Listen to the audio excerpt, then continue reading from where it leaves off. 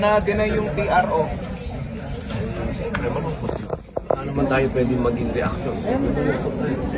Pero sir, alam nyo ba nasan si Senator Bato? Kasi yun po yung lumabas na ano, doon po sa CCTV. Wala po tayong alam. Sir, comment lang po dun sa sasakyan na sir. Daw sumakay si Bato. Dapat kayong mag-comment. Kasi kayo ang tanong ng tanong. Hindi yun, nakita nyo na lang. Diba?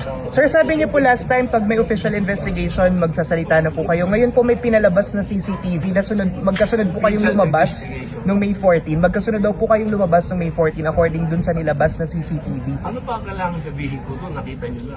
So you confirm, sir, na magkasama po kayo noon nung lumabas po siya sa Senado? Hindi naman AI yun, di ba? Sir, saan kayo pumunta after? Sir, sir, about Saan nyo po yun natin si Senator Bato? Maraming salamat sa inyo. Nakuha nyo na yung gusto ninyo. Napanood nyo na. Palagay ko naman siguro matatahimik na kayo. Lahat ng tinatanong nyo. Nagkaroon na yung investigasyon. So wala na tayo sigurong dapat pag-usapan pa.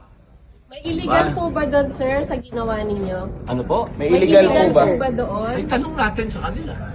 May illegal. Kasi sa amin, tandaan ninyo, ang Senate, ang sabi ng aming SP, hintayin namin ang warrant ng local court.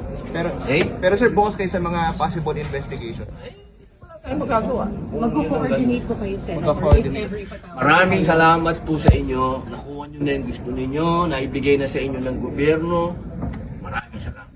Salamat.